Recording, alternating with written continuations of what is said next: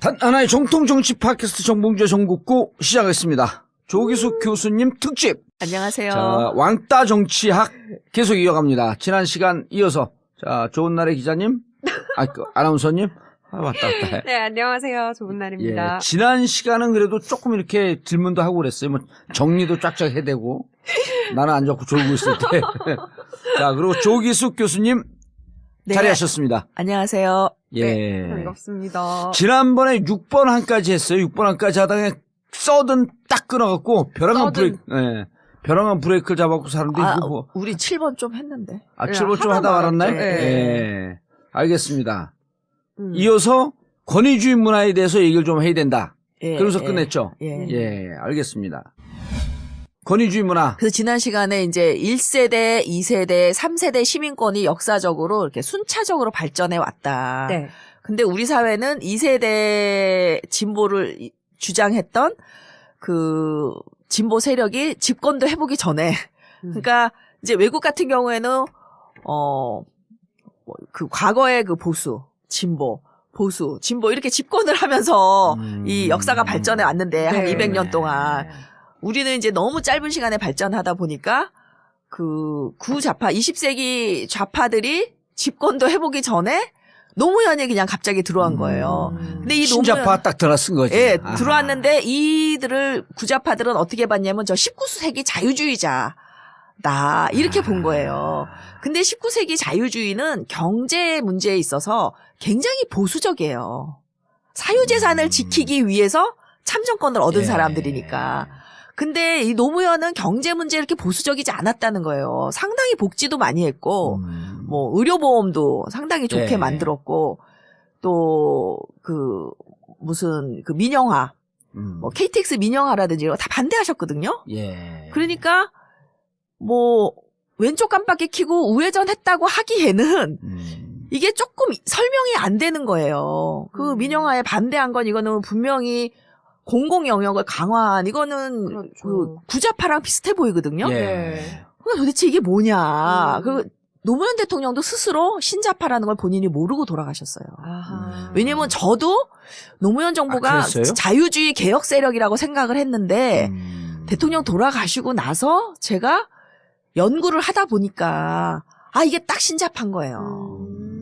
그 노사모가 개인주의적이고 탈물질주의적이고 이 서구의 68세대를 그대로 문화적으로 닮은 게 이게 딱 신자파고. 서구에서는 신자파 개념이 일찍이 자리를 잡고 있었잖아요. 그렇죠. 근데 이제 제가 거기에 별로 관심을 안 뒀던 거죠. 우리랑은 먼 얘기라고 생각을 했었지 이렇게 빨리 올 줄 몰랐는데 기본적으로 이 신자파가 오게 된 거는 경제적 풍요. 그러니까 경제적 어려움을, 그러니까 물질주의라는 건 뭐냐면 물질이 중요한 세대잖아요. 네. 이 세대는 경제적 풍요를 경험하지 못한 사람은 어렸을 때 경제적 풍요를 경험하지 못하면 아무리 잘 살아도 쥐어짜요. 경제적으로. 제가 늘 얘기하는 게 문화란 어쩔 수 없다. 예, 예. 그러니까 저는 결혼할 때 양쪽 문화가 좀 비슷하지 않으면 참 갈등이 많다라고 결혼 생활을 해보니까 느끼게 되는데 이게요, 먹고 사는 게 어려우면 문화가 그렇게 중요하지가 않아요. 근데 이제 먹고 살만해지니까 네. 문화가 굉장히 중요해진 거예요. 네. 특히 젊은 세대들에게는 68혁명 세대들은 이 68혁명이 어떻게 일어났는지를 보면 이게 프랑스 그 대학에서 여학생 기숙사에 남학생들이 못 들어가게 되어 있어요. 네. 밤 12시가 넘으면. 네. 근데 들어가 있다가 누가 걸려요. 그래서 이 학생이 징계를 받거든요. 예. 거기에서 반발하는 시위를 하면서. 정말요? 예, 그러니까 이게 굉장히 윗세대와 이 젊은 세대의 문화적 관점이 틀린 충돌이죠. 거지. 예. 와. 우리가 성인인데 당신들이 뭔데 나를 징계하는 거야. 데이트 권한을. 예, 하면서 그 시위가 어떻게 되냐면은 베트남 전쟁 반전 시위로 맞아. 발전이 되면서 완전히 폭력 시위로 가요. 그래서 이 68세대가 전 세계적으로 68혁명이 일어납니다. 프랑스에서 시작한 이 시위가 반전운동으로 쫙 퍼지면서. 예, 미국으로 건너가고 뭐 독일로 야. 가고 일본으로 가고 그래가지고 이 대학들이 완전히 그 몸살을 앓게 되는 거거든요. 근데 정말 프랑스는 아주 폭력적이었어요. 예. 버스 불태우고. 그 사람들은요. 있어요. 네. 아니 근데 우리 이번에 그 촛불 때 프랑스 사람들이 왔고 내가 전국구에서 한번 얘기했는데 그 프랑스 가수 지망생이 왔거든요. 한류에 빠져 있는. 네. 걔가 한 4차 5차 촛불 집회 때 저를 만났는데요. 이제 다른 친구 또 가수 지망생하고 이제 왔는데 이런 얘기를 해요. 참 이상한 사람들이래. 스트라이크라고 하는 말 자체 이미 스트라이크는 뭘 때리고 기존 질서를 부시는 거 아니에요? 그리고 자기들 나라에선 일단 100명, 200명만 와도 스트라이크는 부시는 거기 때문에 그걸 데모할 때 무조건 부셔야 되고 기본 폭력성을 담보하는 거고 그걸 막는 쪽에서도 그런 것에 대한 깊은 관용이 있다는 거예요. 근데 그건 어떻게 저 많은 100만이 모여갖고 안 때려 부시냐. 너무 이상하다는 거예요. 휴지 줍는 거 보고. 그러니까 우리가 여러 면에서 그 선진국들을 앞서는 부분이 있는 거예요. 21세기에 그러니까요. 와가지고. 그러니까 우리가 늘 서구를 뒤따라간다고만 생각을 했기 때문에 저도 신자파가 벌써 나타났다는 것에 대해서 깜짝 놀랐죠. 그랬는데 이제 보니까 지금 트럼프 당선된 걸 보면 딱 우리 10년 전 이명박 당선될 때랑 분위기가 똑같아요. 비슷해요. 그러면 똑같아요. 2007년. 네, 그러니까 내가 가서 BBK로 한번 싸워주고 와야 될 판이야. 그러니까 노무현의 이제 식상해가지고 네. 이명박을 받아들였듯이 오바마의 식상한 국민들이 이제 트럼프를 그러네. 받아들인 것처럼. 근데 이제 이 시위도 보면 우리가 서구를 앞서 나가잖아요. 앞서 나갔죠. 완전히 그러니까 우리가 앞섰죠. 이게 인터넷이 발달하다 보니까 21세기 문화가 그냥 훅 들어와 버린 거예요. 그리고 신자파의 핵심적 그 근거 토양이 제가 보니까 신자파가 서로 간의 소통이나 이런 것이 왕성한 상태에서 꼽히는 것 같아요. 그렇죠. 그렇죠. 그리고 우리가 지금 이 왜냐면은 촛불이나 신자파의 핵심이 뭐냐면요. 권위주의 싫어, 꼰대지 싫어 이거거든요. 이건 뭐냐면 수평이야 우리는. 우린 다 수평적 관계에 평등해. 대등한 예. 대화 관계. 예. 이게 노무현 대통령이 주창했던 거 아니에요. 예. 그 검사와의 대화하니까 이 들이 그냥 그러니까 그러니까 이게 문제가 뭐냐면 권위주의적인 문화를 가지고 있는 사람은 강자한테 약하고 약자한테 강하잖아요. 이런 문화를 가진 집단은 밟아줘야 돼.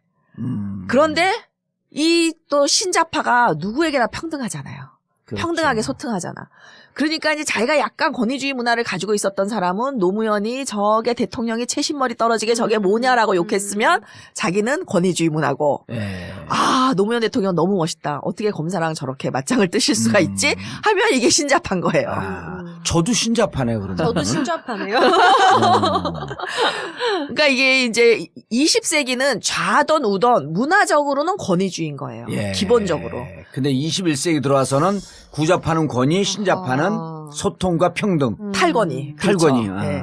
근데 제가 사실은 2002년 대선 때에도 딴지일보를 제가 열심히 봤거든요. 네. 예. 근데 제가 조금 불만이었어요. 뭐가 불만이었냐면 딴지일보 기사가 진짜 분석적이고 진짜 리치하고 아주 좋아요. 그런데 이 정말 그 이상한 그 용어들, 쌍욕들 이런 것 때문에 너무 그 가치를 폄훼당하는 거예요. 그때만 해도 우리가 굉장히 권위주의 문화였기 때문에 얘네들이 이런 그 욕설 뭐 이런 문화 때문에 이 주옥 같은 기사들이 빛을 못 보는구나 그랬는데 낙곰수가 똑같이 욕을 하고 그러는데 떴잖아요. 낙곰수는 탈권위주의의 상징이에요. 그러니까 신자파의. 딴지일보도 그게 상징인데 딴지일보는 그럼에도 불구하고 이제 거기는 이 은근히 그 딴지일보 내부에 권위가 있어요. 그런 기존 언론계의 권위와 질서를 또 갖고 있어. 그러니까 이게 대중적으로 확 꽃을 피우기에는 뭔가 빗장이 좀 있었던 거예요. 그래요? 그때는 오히려 그런 뭐 하여튼 우리가 보통 평소에 안 쓰는 낯뜨거운 용어들이 많이 나오잖아요.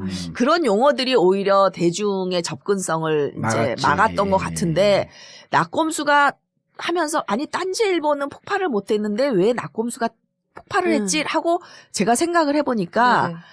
이게 신자파가 확 퍼진 거예요. 신자파가. 그리고 이런 문화가. 거예요. 낙곰수 기자들은 그냥 평범한 기자들이 기사를 썼는데 낙곰수는 그 딴지일보는 근데 낙곰수는 국회의원 했던 사람이 감히 바닥으로 내려온 거야. 제 역할이 결정적이지 않았을까요? 그것도 있고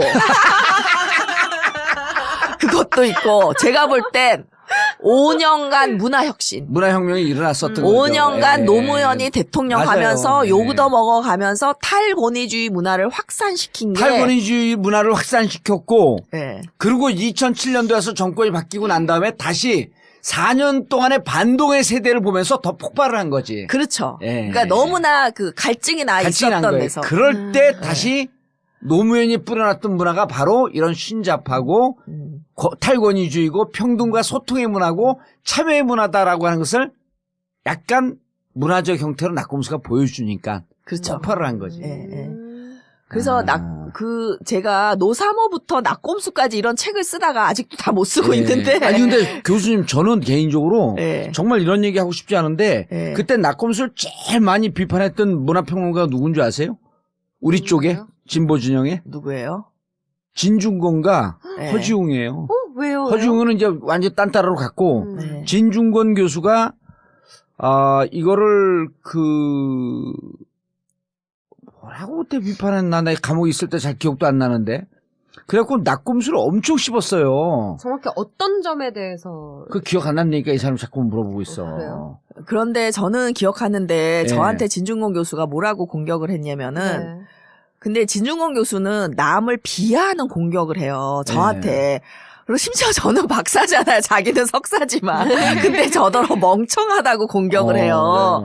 그런데 그게 굉장히 엘리트즘에 쩔어 있는 거예요, 이 사람이. 예. 그래서 이제 남을 그렇게 비하하거든요. 그러니까 그 근데 권위주의 문화여서 그럴 수 그럴 있어요. 수 있고 그 사람이 약간의 낙곰수 정확하게 뭐라는지 기억이 안 나는데 무슨 우상주의 막 이런 거로 비판했는데 저한테도 비판한 게 제가 이제 낙곰수를 굉장히 그때 막 트윗에 많이 예. 호응하고 광고하고 뭐 김어준을 지지하고 네. 이랬을 때 이제 그 저한테 교수가 낙곰수 같은 거나 좋아하고 예. 이랬어요. 그러니까 교수가 이거 뭐냐면 권위 없이 그러니까 이 사람이 그런 굉장히 말이죠. 권위주의 문화를 가지고 네. 있다는 거죠. 예. 그래서 근데 이제 진중권 교수의 장점은 뭐냐면 이분도 진짜 자기는 양심 결벽인 척 하지만 진보 진영의 많은 정치인들을 비판하고 재단하고 예단하고 함으로써 특히 이제 광노현 교육감 같은 사람 공경에 빠뜨렸던 대표적인 사람이거든요. 네. 근데 절대 사과 안 해요. 예. 이 구자파들의 특징이 사과를 안 한다는 거예요. 근데 진중권의 장점은 계속 자기 발전을 한다. 예. 그래서 요새는요, 또 완전히 신자파처럼 행동해요. 이게 그분의 장점인 것 같아. 그래서 한때는 정말 입진보의 대표 인물이었고, 구자파의 대표적인 인물이었지만, 네. 이제 지금은 또. 근데 난 진짜 교수님 말씀을 끊어서 죄송한데 예.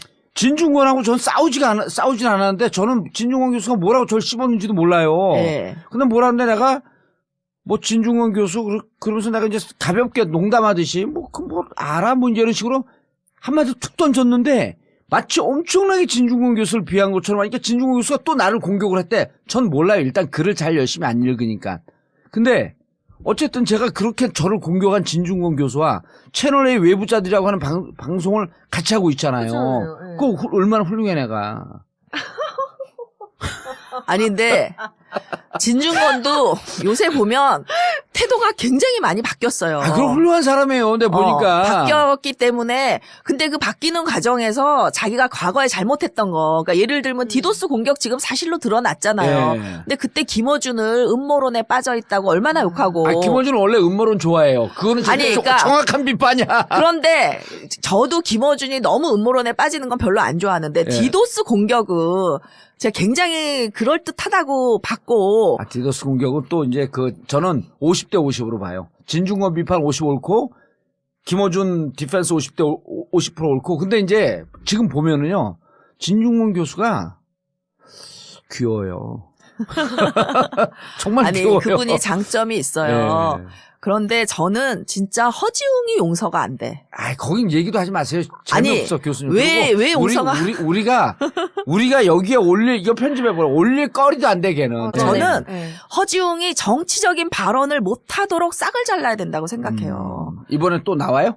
그 SBS에 나오는 걸로. 사회 연재 하는데? 예, 나오는 걸로 SBS 나오더라고요. 참. 그런데 왜 저는 허지웅은 이런 정치적 발언의 기회를 주면 안 된다고 생각하냐면 저는 시민 블랙리스트에 올려야 된다. 허지웅을. 예, 왜 그러냐. 허지웅이 대표적으로 그 일베와 친노가 똑같다라고 주장하는 사람이에요. 근데 일베는 사실 우리나라니까 이상한 대통령이니까 이게 합법 사이트로 남아있고 처벌을 받지 않지 예. 독일 같은 나라였으면요 벌써 혐오 발언으로 처벌받았어요. 아하. 그 우리나라도 혐오 발언을 처벌하는 혐오 발언 금지법이 지금 입법 예고돼 있어요. 그러니까 뭐냐면은 의미가 있네. 그 그냥 자신이 편집할 일이 아니네 이게. 그렇죠. 자신이 선택할 수 없는 뭐 인종이나 지역이나 뭐 연령이나 선택할 수 성이나 없는 거 아니에요. 그렇죠. 이런 걸로 인해서 비하 발언을 하면 안 되는데 네네. 일베는 기본적으로 그런 거를 비하하거든요. 그리고 거의 천륜을 무시한 발언을 하는 게 일베잖아요. 그러니까 다른 선진국 같았으면 이 사이트가 지금까지 남아 있을 수도 없고 이미 폐쇄됐고 그다음에 그 사람들은 발언한 사람들 다 처벌받아야 되고. 법적으로 처벌받죠. 그러니까 예를 들면 뭐 히틀러를 옹호한다든지 또는 뭐 히틀러가 했던 일을 뭐 미화하려고 한다든지 또는 이렇게 물타기를 한다든지 이래도 다 법적으로 처벌받아요. 그런데 일베라는 거는 이거는 범법행위거든요. 우리 지금 아직 혐오 발언 처벌법이 없어서 그런데 그럼에도 불구하고 상당히 많은 명예훼손과 잘못된 정말 오죽하면 일베충이라 그러겠어요. 그런데 노사모와 친노와 일베가 똑같다라고 주장하는 게 허지웅이고요. 그다음에 제가 우리 아버지, 친정 아버지가 이런 발언을 하셨다라고 트윗에 썼는데 그 발언을 누가 쌍욕을 했어요. 그래서 제가 그 사람한테 항의를 한 그 트윗을 가지고 친노는 이렇게 갈등적이라고.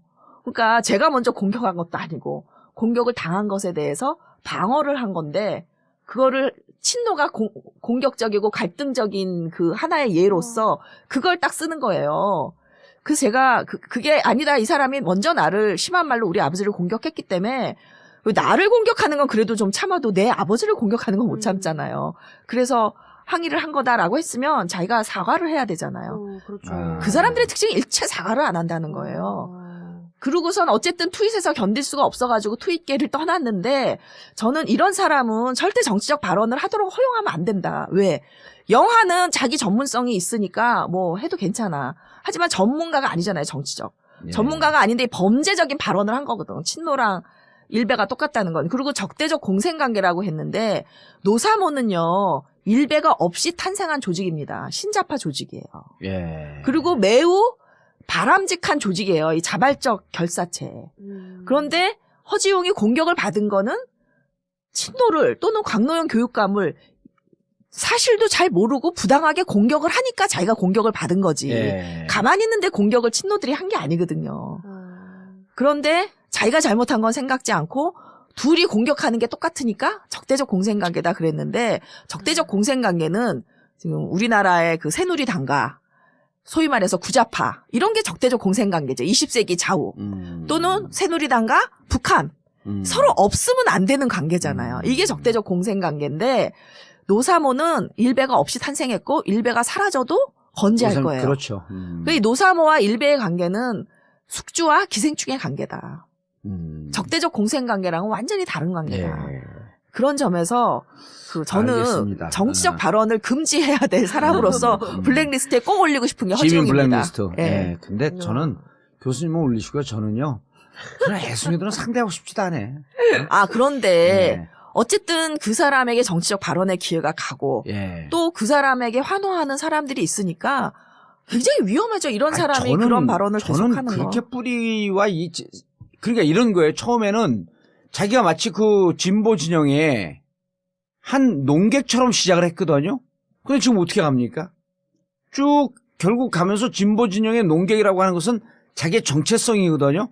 삶의 진정한 모습인데 지금은 어떤 한 농객이라고 보기보다는 그냥 평론가란 타이틀을 쓰고 연예인이 된 거예요. 그냥 엔터테이너가 된 거예요. 그러니까 그 사람의 삶은 대중들에게 그 정도 영향력이 있는 거지 본질적 영향력을 주지 않고 한쪽으로 틀어지기 때문에 우리 사회는 요새 연예인들의 영향력이 더 크잖아요. 그죠. 사실 저는 그 커요. 사람은 그렇게 되지 않으리라고 봐요. 아니 물론 그렇지만 그래도 어떤 정치적 스피커가 가는 거는 음. 위험한 일이다. 왜냐하면은 이명박과 노무현이 똑같다 이러는 사람이거든요. 대표적으로. 거기에다가 그 사람을 정치적 패널로 해갖고 대선 토론을 하는 그 방송국이 정신이 나간대죠. 그러니까 그 예. 얘기가 매우 그 부적절하다는 방송국이 얘기를 정신이 예, 나간대지. 하고 싶은 거예요. 그럼요. 예. 알겠습니다. 자, 다음 주제로 넘어가시죠.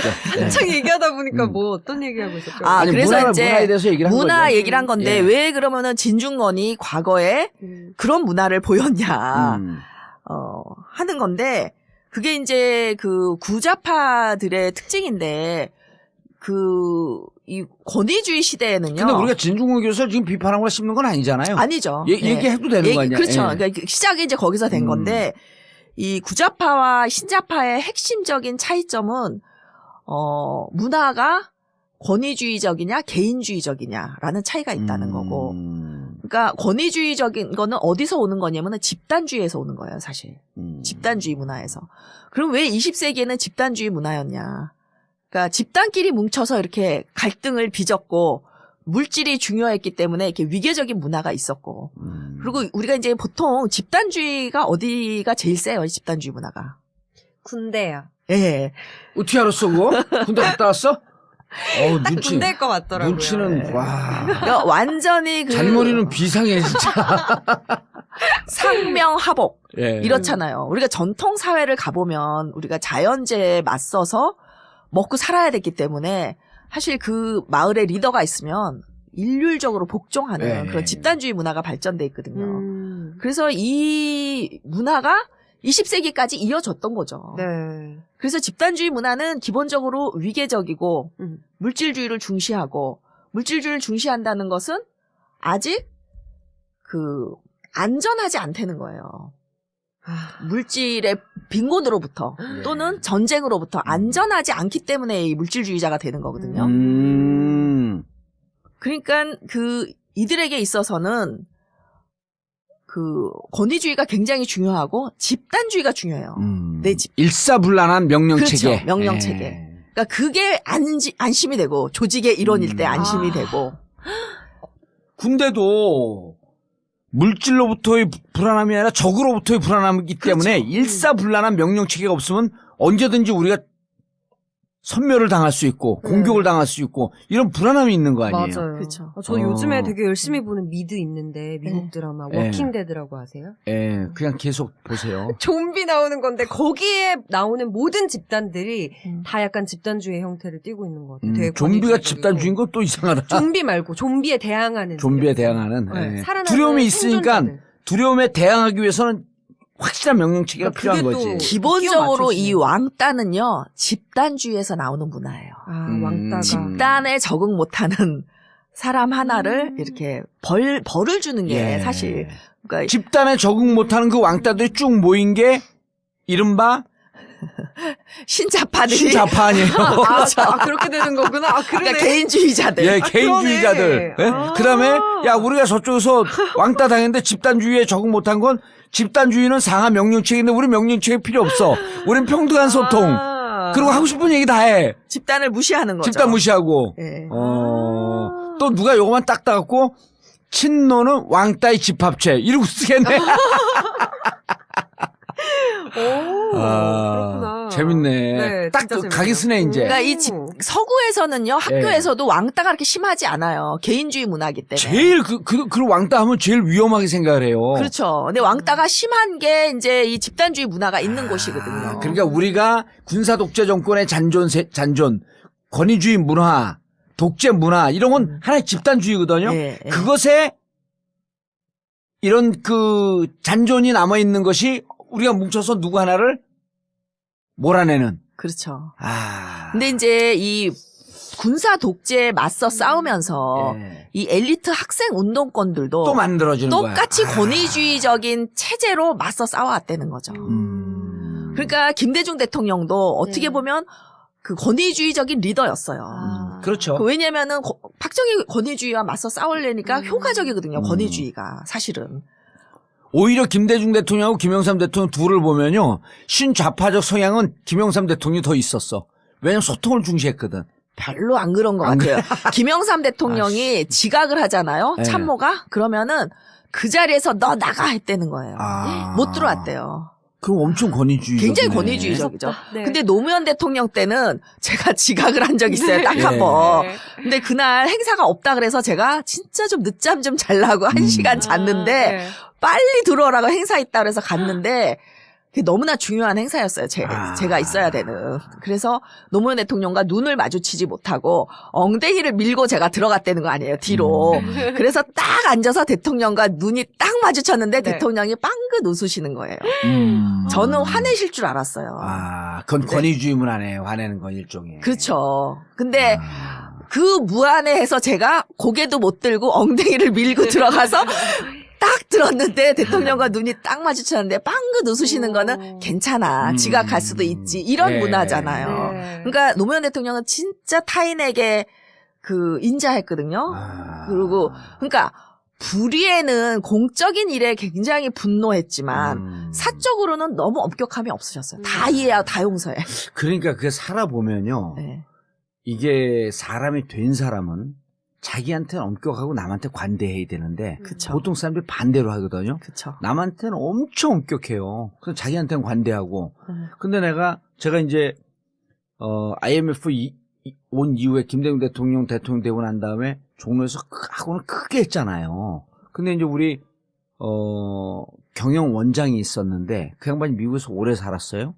그리고 다른 학원에서 있었는데 미국인 강사들이 한 30명쯤 됐거든요. 근데 이놈들이 꼭 회화 시간에 보면 5분 이렇게 한국에서 잘못 배워갖고 5분 막 이렇게 늦어요. 코리안 타임. 늦어. 수업을 늦게 들어가. 네. 그 학생들한테 컴플레인 오면 저는 불러갖고 그냥 바로 깼거든요. 인정을 안 하면서 because of traffic. 꼭 다른 탓이에요. 뭐 because of 워치가 안 울렸다는 거예요. 아니 자기가 잘못한 거 아니고 그래서 난 막 야단치는데 우리 그 미국에서 오래 살았던 그 원장이 딱 불러서 뭐라 그러냐면 야, 너 한국에 살기 힘들지? 문화가 틀려서. 그 교통체증 엄청 심하지? 어? 근데 너 잘한다고 소문이 많더라. 그리고 앞으로 2, 30분 칭찬하다가 마지막에 그래도 교실에는 on time 제때 들어갈 수 있도록 노력을 하라. 그럼 걔들이 얼굴 빨개지는 거예요. 미안해갖고. 그걸 보고 내가 정말 많이 느꼈어요. 근데 그걸 털어내는데 막 10년 이상이 지나가도 안 지나가고 지금 우리 직원들한테도 막 어떻게 다 이해하려고 그러다가도 한순간에 이거 이렇게 못하면서 빡 터지는 거야 이게. 옛날 권위주의 그 모습 그대로. 이걸 털어내니까 그렇게 그러니까 구자파적 본질이 그대로 있는 거예요. 안 털어지는 거야 잘. 막 이해하려고 그래도 그래도 평상시에 뭐 다 잘하고 있으니까. 근데 하나 잘못하면 이거를 막 그냥 깨지 않으면서 직성이 안 풀리고. 그래도 노력하고 계시잖아요. 엄청 노력하죠 진짜. 네. 그럼 노력하고 딱 이해하고 딱 그 트위끄면 그냥 울그락불그락하니까 술만 먹는 거야. 근데 그게 구자파 신자파의 문화적 차이네. 그렇죠. 근데 이제 구자파는 사실 20세기에 예. 어떤 진보적 가치, 그 다음에 그 경제적 평등, 여기에 사실 자기가 올인한 거잖아요. 예. 어떤 그렇죠. 이익을 추구하지 않고 네. 진보 언론을 택해서, 그러니까 진보 운동권을 하고 그렇죠. 사회의 정의를 위해 싸우고 또 진보 언론을 택하고 이랬으니까 이 사람들에게 있어서 구자파 가치는, 경제적 평등이라는 이 가치는 옳고 그름의 문제예요. 너무나 옳은 거예요. 그리고 그 옳음을 위해서 자기의 일생을 희생했기 때문에 네. 이게 자기의 정체성이 돼버린 거예요. 아. 근데 자기가 틀렸다는 거를 인정하는 건 자기 정체성을 부정하는 거기 때문에 인정하기가 쉽지가 않아요. 그러니까 신자파들은 너 뭐 잘못했어 그러면은 개인주의자들은요 내 정체성이 아니야. 그거는 내 말 읽고 내 행동일 뿐이야. 나가 아니야. 그렇기 때문에 뭐 잘못했어 그러면 그래요 죄송합니다 이게 쉽게 돼요. 개인주의자는. 네. 아니 이 구와 신이 막 섞여 있는 것 같아. 아니 정체성 혼란. 섞여 있을 수 있어. 왜냐면은 연배가 네. 섞여 있을 연배예요. 그리고 근데 우리 또래들 만나면 엄청 권위적이에요. 운동권도 그 민주동문회 가잖아요. 네, 그럼 이미 그들과 나는 문화적 차이가 20년이 벌어져 있어. 그치. 과거 그 상태로 머물러 있는데 저는 계속 젊은 친구들하고 소통하면서 문화를 바꿔왔잖아요. 그렇죠, 그렇죠. 네. 네. 그러니까 지금 그래서 민주동문회를 전 못 나가요. 너무 이질적인 문화야. 지금도 딱 가면 야, 너 몇 학번이었지? 그러면서 그때의 운동권이 무척 위계질서가 있었던 데 아니에요, 옛날에. 그렇죠. 지금도 그 문화에서 안 빠져나가니까 저는 무척 답답하고 너무 과거에 안주하고 있는 것 같고. 그래서 이게 왜지 그냥 개인적인 성향으로만 분석을 했었는데 지금 교수님 말씀 들으니까 이게 구좌파, 신좌파의 이행기에 있었잖아요, 또 우리는. 그렇죠. 아하. 그리고 우린 또 권위주의도 경험했고. 권위도 경험했고 40이 넘어가면서 신좌파가 오는 그 문화적 소용돌이 속에 또 있었던 거고. 그렇죠. 2002년도 노무현 대통령 올 때 우리가 40을 간 넘을 때 아니에요, 이제. 그렇죠. 그리고 그걸 못 받아들이면 자꾸 과거에 도태되어 있는 요게요, 거야. 집단 간 그 성향도 있고 예. 개인 차도 또 있어요. 자기의 퍼스널리티. 그 퍼스널리티도 보면 이제 이렇게 그 MBTI라 그래서 이제 그 성격 타입 보면 네. 약간 그 권위주의적이고 위계적인 걸 좋아하는 타입이 선호가 있고요. 또 이렇게 굉장히 수평적인 걸 좋아하는 타입이 있어요. 그러니까 노무현 대통령은 굉장히 수평적인 걸 좋아하는 그게 타입이에요. 성장 과정에서 경제적 풍요도 이런 거하고도 연관이 있나요? 아까 지난 시간에 그런 얘기를 좀 했었는데, 물질적? 그러니까 그렇죠. 어렸을 때 물질적으로 좀 풍요롭게 자란 사람은 예. 그때 10대 때, 네. 10대 때 그런 어떤 물질적 풍요를 맛보면은, 훨씬 그 결핍이 적으니까 탈물질주의자가 될 가능성이 크다는 거예요. 그러니까 개인주의적이 그렇죠. 되고. 개인주의적이고, 다급함이 없으니까 평등지향적이고 그다음에 가치를 더 중시하는. 그러니까 가치라는 건 여기서 말하는 21세기적 가치라는 건 뭐냐면 정의라든지 공정이라든지 생태라든지 뭐 환경이라든지 여성이라든지 탈핵이라든지 뭐 이런 쟁점들을 이제 맞아. 중요하게 생각하는 사람들이 신잡하고 수업인 것 같죠? 수업인 거 저 강의 아니, 같아요. 왜냐면- 죄송해요. 이거 강의로 들리면 아니, 어떡하지? 그 강의로 들리지 않고, 아니, 네. 근데 저는 최강욱이가 그러는 거예요. 나는 이렇게 물어봤어. 최강욱이더러 야, 난 너가 참 이상하다. 서울대 법대에 나오고 네. 충분히 저쪽 보수 진영 가서 행복하게 잘 살 수 있을 텐데 왜 이렇게 그 진보적 가치를 갖고 계속 그 훨씬 경쟁력이 있는 자기 삶을 포기하고 그런 가치 중심적 삶을 사는 너가 참 이상하다. 그러니까 저한테 그래요. 최강욱은 어렵게 살았거든. 저희 집은 무척 잘 살았어요. 그러니까 최강욱이 뭐라 그러냐면 저는 선배님이 더 이상해요. 그렇게 풍요로운 집에서 자기만 생각하면 삶은 됐을 텐데 네. 왜 이렇게 억지로 힘든 길을 갔는지 자기 또 이상하다는 거야. 그러니까 보니까 지금 교수님 말씀 들으니까 이런 어렸을 때 경제적 풍요가 물질로부터 좀 해방되고 그렇죠. 자유로워지니까 가치 중심적으로 가고. 왜 68세대가 그때는 아니냐면 2차 대전 이후에 풍요를 맛보는데 그렇네. 부모들은 전쟁을 경험했기 때문에 그때 부모들은 6.25 세대 같았던 거고. 그렇죠. 예. 풍요를 맛봐도 이 악몽으로부터 벗어날 수가 없어. 그래서 여전히 물질주의자가 되는 거고요. 이제 이들의 자녀들은 풍요를 맛봤기 때문에 좌파로 가는 거고. 물질은 별로 중요하지가 아. 않아. 그러니까 자기가 잘 살았든 어렸을 때 못 살았든 그러니까 최강욱 변호사 같은 경우가 어려웠는데 이렇게 가치를 중시했다. 이게 훨씬 훌륭한 거죠. 그렇죠. 그러니까 그 정희 언니 같은 경우에는 자연스러워요. 자연스러운 거야. 물질로부터 자유로웠기 때문에 네. 별로 이런 거에 대해서 결핍, 강박관념이 없고 예, 예, 그리고 자연스럽게 신자파로 갈 수 있었는데 예, 예. 최강욱 같은 경우는 엄청 권위적일 수 있는데 보니까 아이들한테도 무척 자유로워요. 그러니까 그런 평등해. 거는 예. 타고난 성향이 있어요. 또. 아니 그 부인의 역할이 커요. 아. 부인의 역할까지. 아이들한테 잘못하면 네. 그냥 한 귓방망이 맞는데. 아니 근데 그게 네. 또 그 부인이 그렇다고 되는 게 아니라 또 타고난 성향이 있는데 근데 개인적으로 보면 무척 권위주의일 것 같은데 가치는 무척 리버럴하고 묘하더라고 그 친구도. 근데 보면은 이제 개인 차도 있고 네. 이제 집단 차도 있고 근데 문화가 그래서 중요한 거네. 물론 이 구좌파 중에서도 네. 문화에 따라서 많이 다르겠죠. 그렇죠. 다른데 네. 이제 개인의 성향이 발현되기가 어려운 거죠. 왜냐하면 조직의 문화가 있고. 그러니까 저는 그 이 구좌파의 문화를 정말 제가 뼈저리게 느낀 게 언제냐면 땅이라는 영화를 본 적이 있어요. 네. 제가 제목이 정확히 기억이 안 나는데 부동산 투기꾼 영화인가요? 저는 제가 이게 농사 짓는 거에 관심이 많아서 예. 그 영화를 혼자 보러 갔어요. 네. 그 독립영화관. 예. 근데 새 여자의 땅 이야기야. 오. 새 여자의 땅이야. 그래서 나는 그 시골에 가서 이렇게 농사 짓는 여자들 얘기인 줄 알고 네네. 봤는데 이게 민노당 출신 새 이대 출신 대학생들이 이제 농민운동을 하면서 아, 국산 영화예요? 예, 우리나라 오. 영화예요. 네.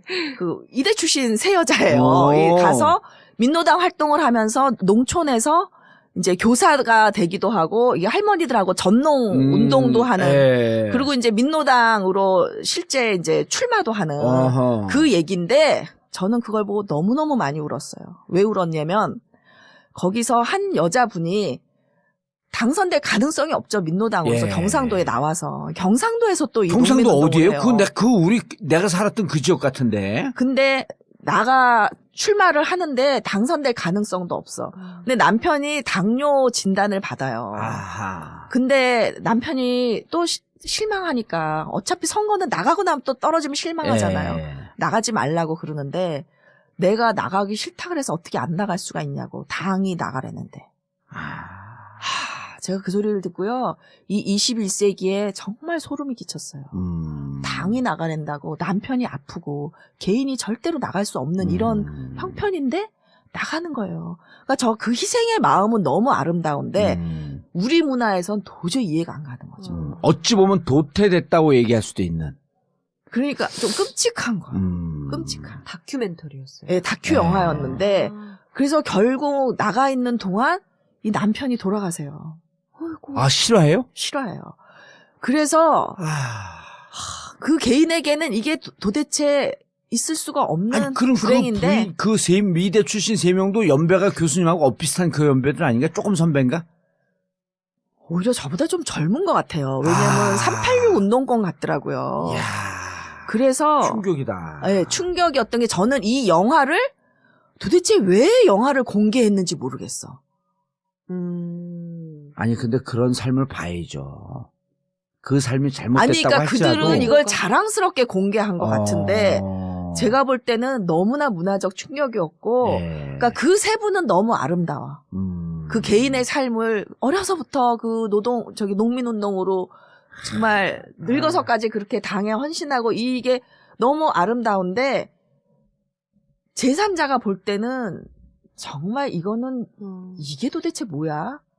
말이 안 되는 거예요. 그러니까 저는 딱 중간에 있잖아요. 네. 이들의 마음도 이해하고 신세대의 마음도 이해하는 딱 중간에 있으니까 우는 거 외에는 할 일이 없더라고. 예. 정말 너무너무 영화 끝까지 보고도 너무너무 마음이 안 좋았는데 그게 정말 이 구좌파와 신좌파와의 엄청난 문화 갈등이고 그래서 통합진보당이 만들어질 때 제가 이 과제는 신좌파와 구좌파 사이의 문화적 갈등을 어떻게 극복하느냐 내가 보기엔 못한다. 예.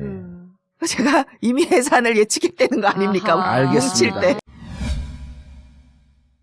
아니, 근데 저는 진짜 이 민주동문회 가면 네. 이게 잘 적응이 안 되는 게, 네.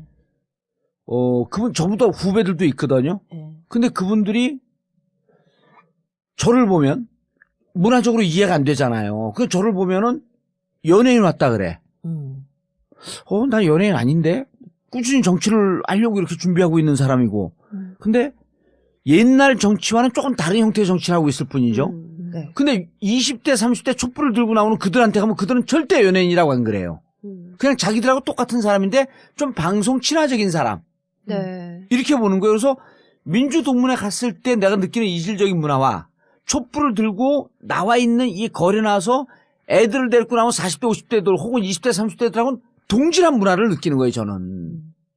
근데 이제 그 신자파들 중에서 예. 특히 이제 친노라고 또는 친문이라고 하는 사람들이 이렇게 뭐 부당하게 누가 뭐 비판하거나 막 이러면은 또 막 가서 이제 뭐 공격도 하기도 하고 예. 뭐 18원을 보내기도 하고 뭐 이러잖아요. 예. 그러니까 이들이 집단적으로 움직인다고 생각을 하는데 이 신자파들은 절대로 집단적으로 안 만나요.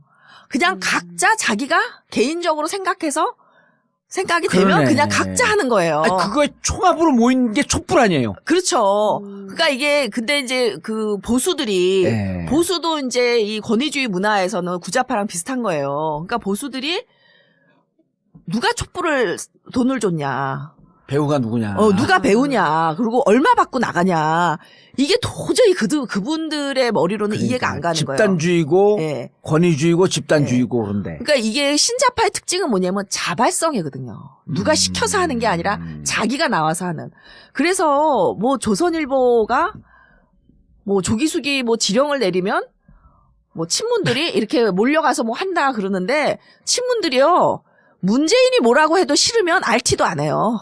그러니까 일체 권위주의를 인정을 안 해요. 그러니까 제가 공감 가는 얘기를 했을 때나 공감하죠. 네. 제가 마음에 안 드는 얘기하면 또 막 저도 공격해요. 네. 그러니까 일체 권위주의를 인정하지 않는 게 이게 신자파의 특징이다. 근데 이게 보수적이거나 구자파인 경우에는 굉장히 이해가 안 가는 문화죠. 그러네.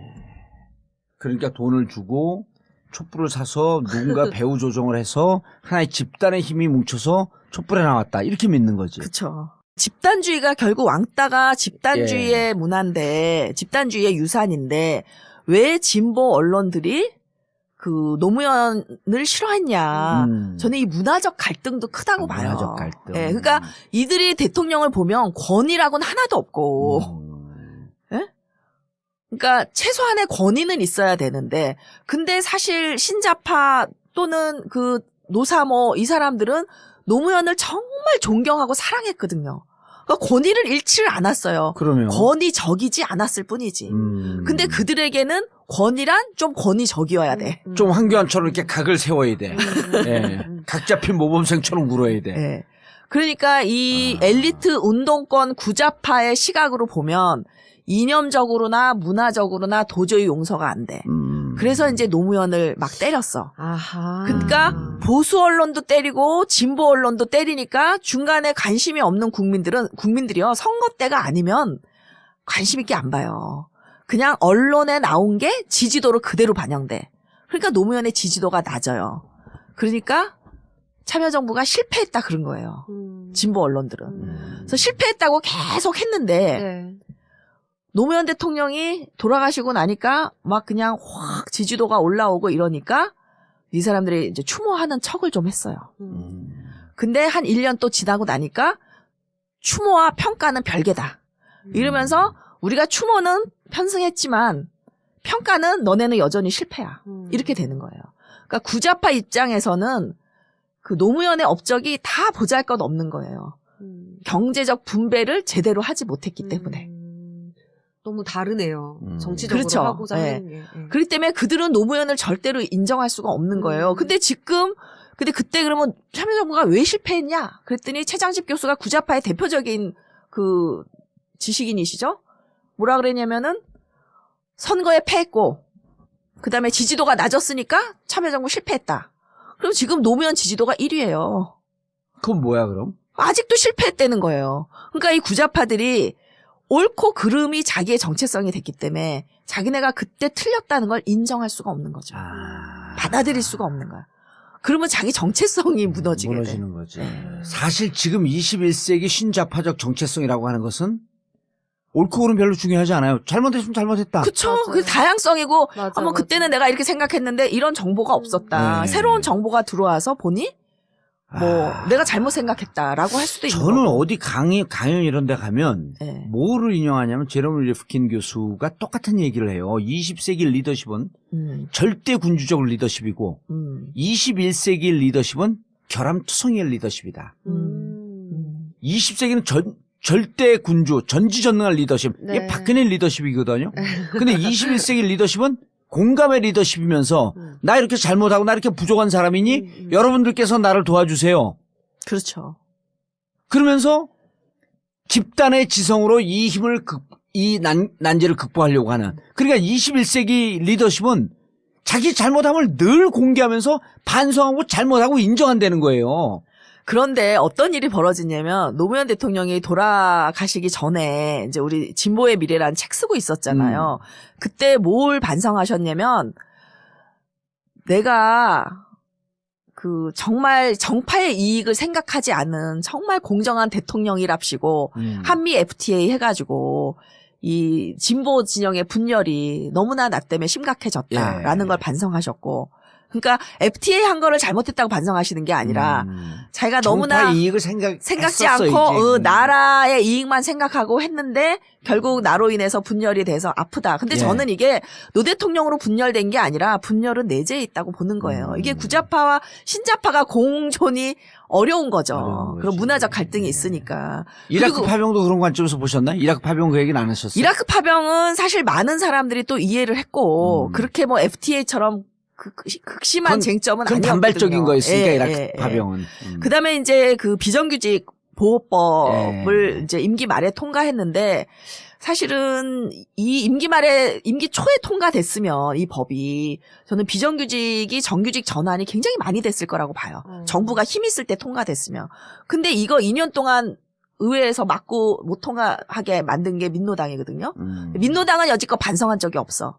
근데 노 대통령은 그때 하고 그 파견직법 이런 거 그냥 간 거를 놔뒀던 게 이제 IMF 때 그 IMF의 권고를 받아서 김대중 대통령이 했던 여러 가지 그 비정규직을 만드는 법들이 참여정부에 통과된 게 아니라 김대중 정부에 통과된 거를 그대로 방치하거나 뭐 그대로 그 개정을 했거나 뭐 이런 잘못이 있는 거죠. 거기에 대해서 뼈저린 반성을 하셨는데 그랬더니 뭐라 그러냐면은 노무현 대통령도 그 비정규직 문제에 대해서 반성을 했으니 문재인 당신이 책임지고 그 출마를 하지 마라. 이러는 거예요. 근데 그러니까 뭐냐면 이 반성이라는 거는 진보 진영 내 분열이 이렇게 있으니 서로 반성을 해야 되는 거잖아요. 그래야 그럼요. 우리가 연대가 되고 앞으로 나아갈 수 있는 건데 너 반성했으니까 너 아무것도 하지 마. 이거예요. 나는 다 잘했어. 이거거든요. 그러니까 이게 또 권위주의 문화의 특징이에요. 그러네요, 진짜. 그러니까 수평적인 문화에서는 내가 상대가 반성하면 그래 나도 잘한 건 없지 나도 잘못했어 이래야 서로 화해가 되잖아요. 네. 근데 상대가 반성했더니 그래 너 잘못했어 너 은퇴 우리가 할게 이거 아니에요. 이런 거 아니에요? 무릎 딱 꿇고 죽을 죄를 졌습니다. 그러니까 죽어. 그렇죠. 그런 거랑 똑같은 거죠. 계속 끊임없이 문재인의 무릎을 꿇리려는 거예요. 자기네들이 잘못했다는 거는 조금 더 인정하지 않고 그러니까 왜 그러냐. 자기 정체성이기 때문에 그래요. 구좌파의 신념이. 시대가 지났다는 거를 모르는 거죠. 근데 이제 구좌파와 신좌파가 문화적으로 이렇게 갈등이 있는데 그러면 전혀 공통 분모가 없냐? 그렇지 않아요. 어떤 공통 분모가 있냐면 경제적으로는요. 그 구좌파는 좌파예요. 네. 근데 신좌파는 경제적으로는 별로 관심이 없어요. 아예. 그냥 그러니까 다 달라요. 신좌파들의 경제 문제에 대해서는 뭐 실용주의자도 있고 네. 약간 우파인 사람도 있고 그리고 이슈별로 또 입장이 다 틀리잖아요. 이슈별로 다 달라요. 그리고 약간 그 좌파랑 비슷한 사람도 있고 그런데 현실의 문제가 지금 우리가 분배와 양극화 문제가 굉장히 심각하잖아요. 네. 이럴 때는 신좌파들이 구좌파랑 공감할 부분이 있다는 거예요. 근데 그게 구좌파처럼 완전히 좌로 가는 건 아니고 상당히 중도에서 약간 왼쪽으로 에서 합의를 할 수 있는 부분이 있다는 거예요. 네. 그런 쪽에서 신좌파와 구좌파가 손을 잡을 부분이 얼마든지 있다. 네. 그리고 뭐 하여튼 그 공공기관 민영화도 반대하고 또 문재인 대표가 지금 공공 그 부문의 일자리를 또 만들어내는 많은 공약을 하잖아요. 네. 그러니까 뭐 어느 정도 좀 평등 사회로 가고 그 지향점은 일치하지만 지금 서 있는 문화적 방법론이 다른 거죠. 방법론이 틀리다. 그러니까 이 구좌파들은 뭐냐면 국가주의예요. 국가가 딱 힘을 가지고 왜 노무현이 그렇게 못했냐, 그러니까 위로부터 아래로 맞아. 쫙 분배를 하지. 대통령이면 대통령으로서 기본적인 권위가 있어야지. 권력을 줬는데 왜 안 써 이거예요. 그 권력을 심지어 가지고 정 안 되면 계엄령이라도 내려갖고 밀어붙였어야지. 계엄령이라니. 그러니까 네. 딱 국가주의 발상이에요. 난 또 국가가 이 분배와 평등을 할 수 있었는데 안 했다. 그러니까 직무유기를 했다 이렇게 생각하는 거고 노무현 대통령 끊임없이 뭐라 그랬냐면 그 국가의 발전은 국민이 생각하는 만큼 간다. 이게 딱 신자파 논리예요. 야, 나는 국가주의도 또 있나 봐. 난 정체성이 혼란해서 미친놈 같아. 그러니까 우리가 낀 세대라서 그래요. 네. 낀 세대라서. 아니, 끊임없이 변신하고 노력하고 그래도 이게 국가주의적 성향도 있고, 권위주의적 성향은 이제 다 털어낸 것 같은데, 순간순간 개인의 흔적으로 남아있어. 그리고, 끊임없이 신자파적 문화와 그런 경향성을 갖고 있어. 가지고 계시고. 이게 혼재돼 있으니까 결국은 세대를 아우르는 지도자가 될 것 같아. 또 요렇게 또 깜놀, 핵깜놀. 깜짝 놀랐네. 야. 아니 근데 우리가 진짜 낀 세대라서 네. 그 와중에서 잘하면 진짜 큰 걸 다 먹을 수 있고 잘못하면 어느 쪽에도 못 모여 있는 스스로 찾아가는 왕따의 길로 가고. 예. 그래서 사실은 노무현 대통령을 지지하는 분들이 예. 직장 내에서도 커밍아웃을 못 해요. 그럼요. 왜냐면은 표로해야지. 그렇지 저기 친노 왕따 문화가 있다니까요. 있지. 곳곳에 사회 예. 곳곳에 그래요. 예, 그런 게 있기 때문에 네. 그리고 이제 심지어 제가 이렇게 트위터하고 팟캐스트 나오고 이러는 거를 무지무지하게 욕하는 교수들이 있어요.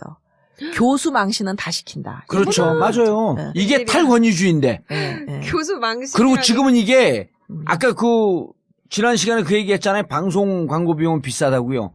이게 TV, 라디오 이런 거 방송 비용에 100분의 1대 효과는 100배예요.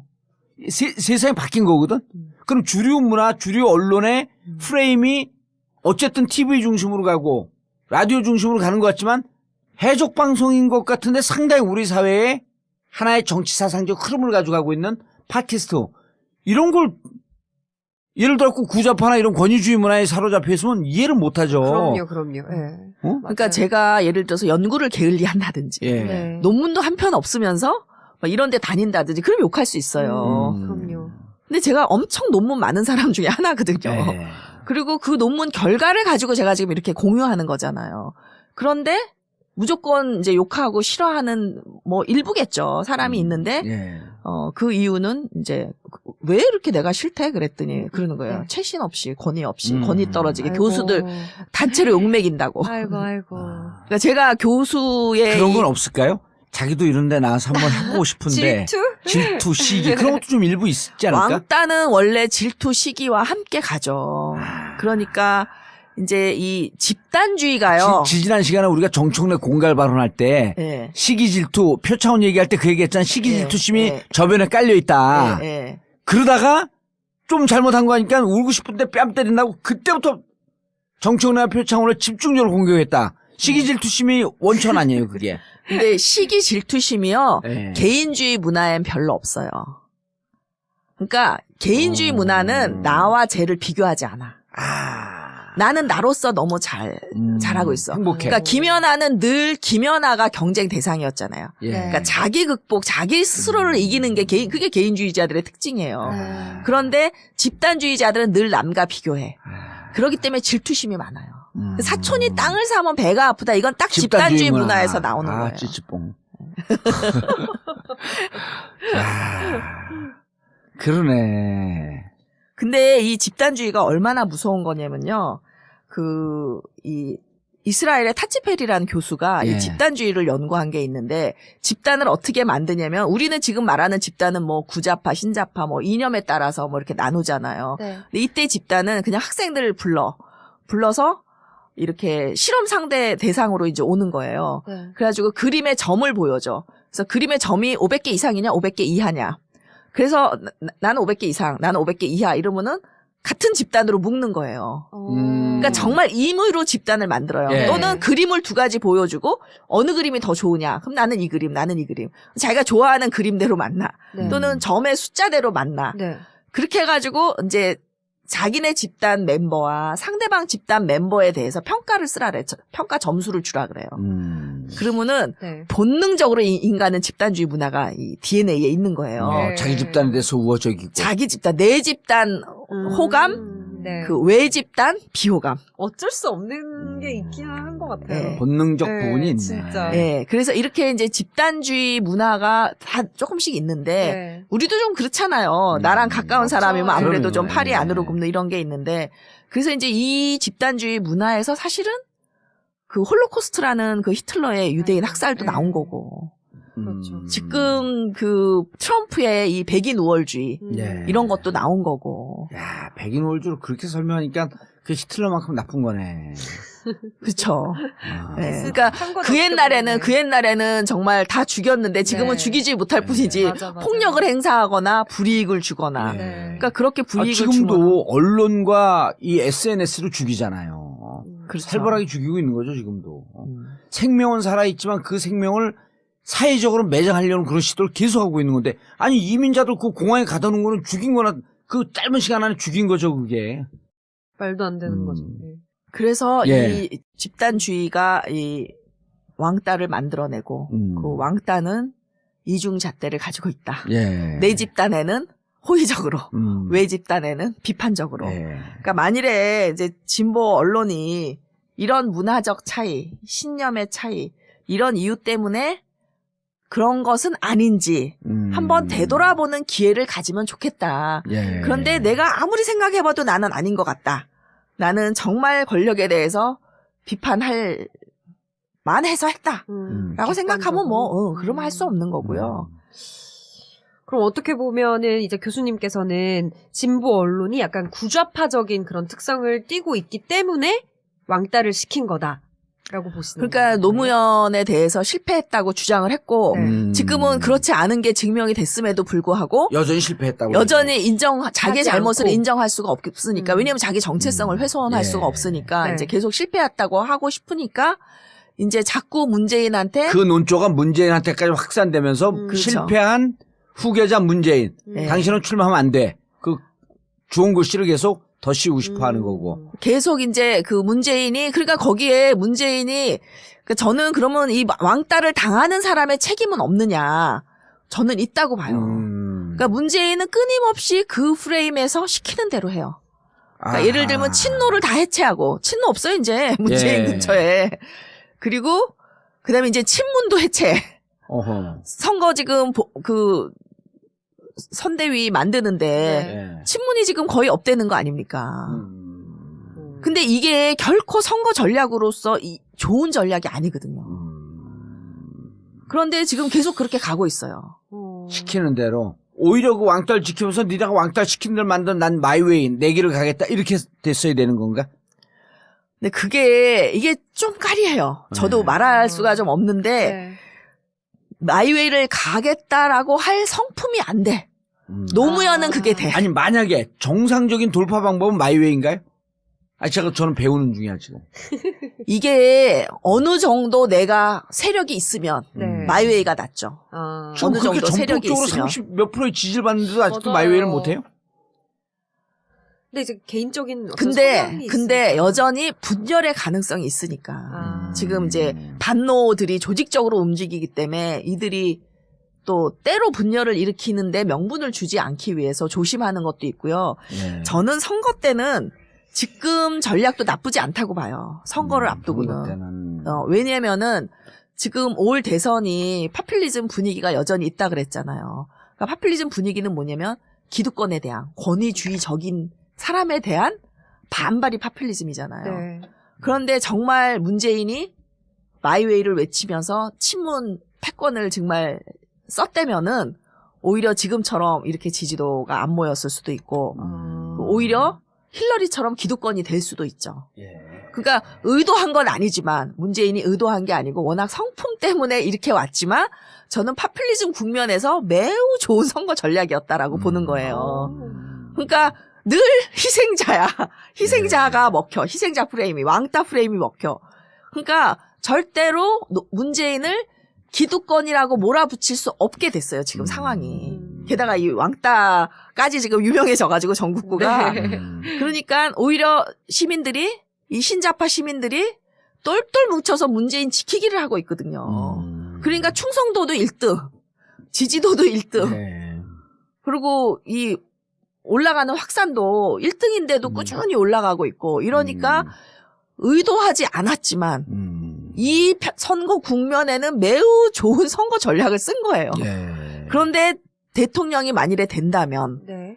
이렇게 계속 갈 거냐라는데 저는 조금 의구심이 회의적이다. 예, 있다는 거예요. 예. 그거는 이제 지금 걱정할 일은 아니고 예. 일단 선거 국면에서는 비교적 적절한 전략이었다. 의도하진 않았는데 의도하지 않았지만. 예. 그러면 세상은 의도하지 않아도 예. 우리 인간이 의도한다고 되겠습니까? 우주가 도와줘야지 되는 거죠. 본인 성품에 예. 그게 맞았던 것 같은데 이제 그동안에는 너무 소수였기 때문에 다 포용하고 개방하고 뭐 이러면서 왔는데, 뭐 어느 순간에는 좀 화도 낼 줄 알고, 예. 갈등을 적극적으로 막 끌려가지 말고 예. 좀 적극적으로 해결할 수도 있고 이래야 되지 않나. 아니 지금 또 적극적으로 발언 안 하니까 또 그러잖아요. 벌써 대통령 된 줄 알고 부자 몸조심한다. 별걸 다 갖고 씹어대. 그러니까 대응을 안 하면 안 하는 대로 씹고 하면 하는 대로 씹고. 뭘 해도 씹어요. 예. 그러니까 그냥 왕따의 운명이라 생각하고 다만 이번 대선에 왕따의 위치가 별로 나쁘지 않다라는 걸 위안 삼아 네. 잘 알겠습니다. 나가시면 될 것 같습니다. 근데 저는 그 노무현 대통령께서 이런 얘기를 했어요. 홍수가 나도 대통령 책임, 가뭄이 나도 대통령 책임, 교통사고가 나도 대통령 책임. 이것은 지도자로서 어쩔 수 없이 안고 가야 할 운명입니다. 그랬거든요. 와. 아, 그런 얘기를 했어요. 네, 그래갖고 그랬어요. 근데 이제 저는 그런 지도자가 있는 반면에 계속 유태이탈 화법으로 나는 책임이 없고 나는 잘못이 없습니다라고 하는 두 명의 지도자를 지금 극적으로 우리가 비교해 보는 거 아니에요. 네. 그리고 국민들은 이런 모든 것을 나의 책임으로 안는 것이 더 훌륭한 지도자다. 당시엔 몰랐죠. 당시엔 몰랐죠. 근데 오히려 문재인 후보를 통해서 저렇게 왕따를 당하고 공격을 받으면서도 모두 다 내 책임으로 의도하진 않았지만 감내하고 가는 모습에서 대중들은 조금 더 감동을 받고 있는 건 아닐까요? 열광까지는 아닌 것 같고요. 감동은 좀 답답해하지만 문재인의 그 진정성은 통했던 것 같아요. 예. 그거에 대해서 그런데 정치에서는 이게 전 국민이 신자파라면 예를 들면 이제 북유럽 같은 데는 이 탈물질주의자의 퍼센티지를 가지고 그 나라의 민주주의 정도를 이렇게 딱 비교해 보면은요 코릴레이션이 명확하게 있다 그래요. 그러니까 예를 들면은 뭐 북유럽이 민주주의 정도가 상당히 높다. 그러면 네. 탈물질주의자의 수가 굉장히 많은 거죠. 뭐 높다. 70, 70%. 네. 근데 우리나라는 탈물질주의자의 수가 굉장히 작은 나라 중 하나예요. 그 경제 발전에 비해서. 그래서 사실은 굉장히 물질주의적인 나라인데 네. 지금 이제 이런 최순실 박근혜 게이트를 겪으면서 야, 우리가 정말 중요한 걸 잊고 살았구나 라면서 지금 이제 그 본질로 돌아오고 있는 중이거든요. 예. 그래서 이제 지금은 뭐 물질이나 먹고 사는 문제보다는 정인이 뭐 공정이니 이런 문제가 이제 더 많이 적폐청산이니 이런 문제가 더 많이 거론되고 있는데 네. 근데 이제 우리가 하여튼 권위주의자가 많은 사회잖아요. 예. 좌에도 우에도. 그럴 때는 사실은 그 맥그레거 번스라는 그 리더십 대가가 있는데 그 교수가 프랭클린 루즈벨트 대통령을 연구한 사람이에요. 근데 뭐라 그랬냐면 프랭클린 루즈벨트는 그 아주 교활한 여우와 용맹스러운 사자의 모습을 다 가졌다라고 해서 가장 그 뛰어난 리더십으로 꼽아요. 근데 저는 그 점에서 김대중 대통령이 가장 닮지 않았나. 그러니까 권위주의자에게는요 권위적인 게 좀 먹혀요. 그래서 이게 오바마도 그런 어려움을 많이 겪었는데 지금 이제 퇴임할 때 되니까 이제 지지도가 높은데 임기 중에는 노무현이랑 똑같이 뭐만 하면 오바마는 사과를 잘해요. 왜냐하면 신자파들은요 내 행동이 남하고 다르면 그 사람을 기분 나쁘게 했잖아요. 내가 비록 잘못하지 않아도 쉽게 사과해요. 그리고 그게 내 정체성을 건드리지 않아. 네. 그래서 오바마가 사과를 잘해요. 그래가지고 벨크로 대통령이라 그러고 레이건은 테플론 대통령이라 그랬는데 그러니까 레이건은 뭐냐면 절대 사과하지 않아. 그러니까 그 박근혜 대통령하고 똑같아. 유체 이탈 하면요 국민들이 네. 아 맞아 저런 노인네가 뭘 알았겠어. 우리 불쌍한 대통령. 아이고. 그러니까 테플론이야. 다 보호해줘. 근데 벨크로가 뭐냐면요 찍찍이야 찍찍이. 이 찍찍이 뭐예요? 모든 먼지가 다 붙잖아요. 예. 그러니까 오바마가 사과할 때마다 그래 너 잘못했어 이거예요. 권위주의자들은 우습게 하는 거예요. 잘못했으니까 체결하라 그러고.